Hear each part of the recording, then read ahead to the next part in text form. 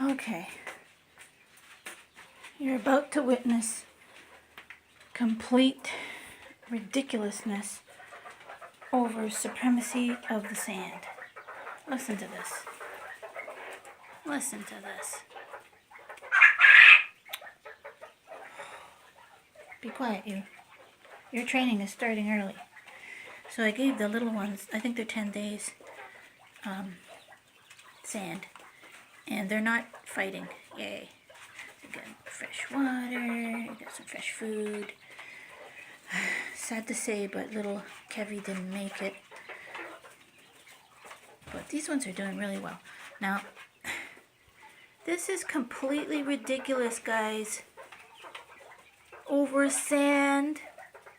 Really? Ow, that hurt. For God's sake. So, which one? That one had his fill of the sand and he was just filling the whole thing. Now it's this one's turn. So all the males are self-identifying, and it's the same with Frankie. Like, he's the dominant male quail and he's a good guy. He's not violent. I'm really lucky that they're not super violent or anything. They're assertive. But anyways, so they have lots of space, which they are not using because they have new sand.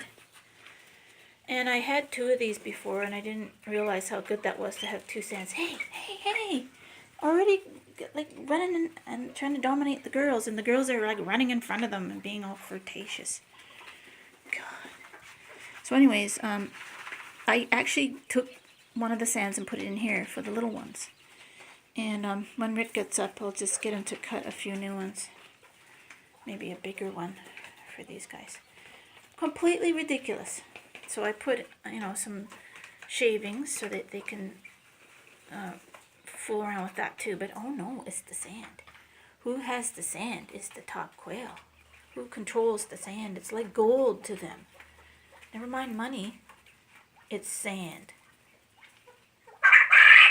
And corners. They like to be king of the corner.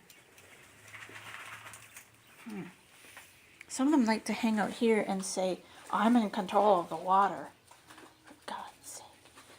Anyways, they're really funny. That's not funny. No. I'm actually going to start them early because I just came in. It's nothing that I can find on the internet for training quails, or if you'd even want to. And the reason I'm doing it is for the quail eggs, and there's a challenge in that they only last like about 2 years or something for various reasons. And the quail outside are being completely ridiculous, but they're sort of taken to the training, but one of them is being stubborn. But there's 3 of them, 3 males that compete, and there's this little quail. So they've completely pulled off all the feathers on the back of her. See, that's a female just trying to get a bath. And her back, because, okay, think of it like this. Just pretend for a moment that it's a man and a woman, all right? And every time that man wants the woman, he stands on her. She has to take his full weight. Okay, now multiply that by 3, and maybe even 4, and insistently, often. So poor little Winnie outside can't stand very well at all. Yeah, you, talking about you.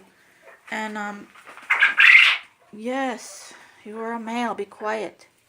So the reason I'm kind of like, you would think it's impossible, but it's not impossible. It's like dogs, I think.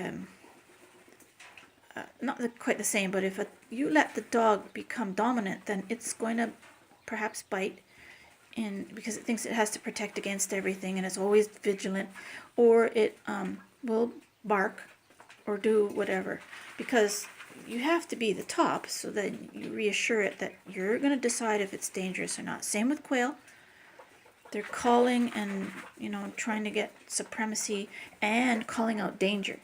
It's by phases, right? These guys will be doing it soon. Oh, so happy, happy, happy, happy quail, happy quail.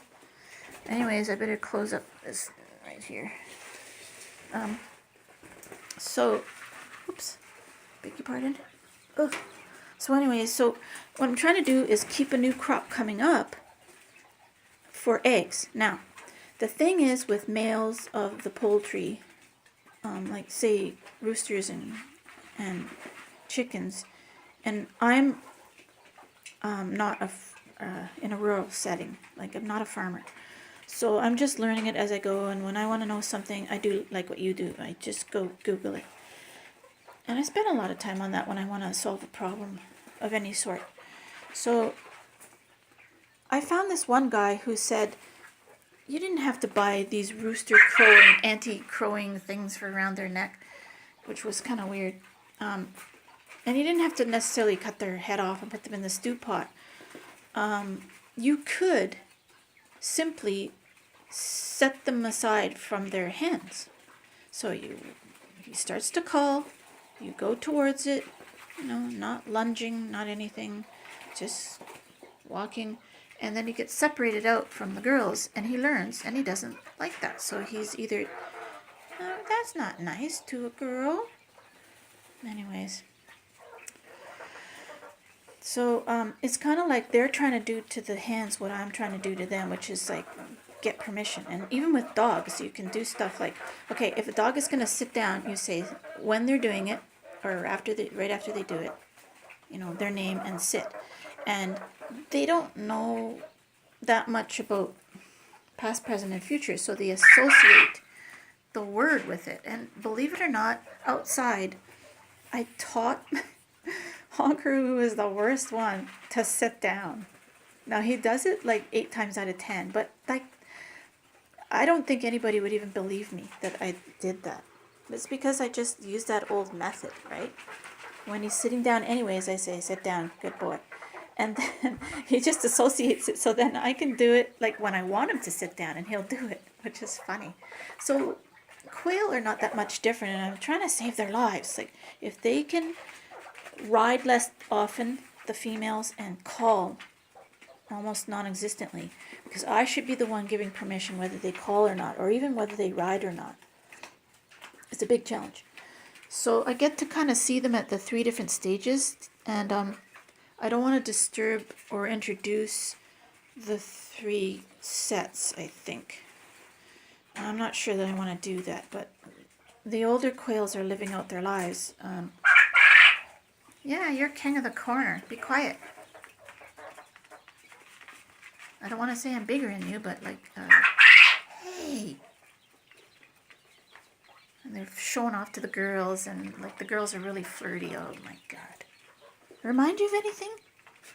We are not animals, by the way. So don't lapse into that, because that's incorrect behavior for people.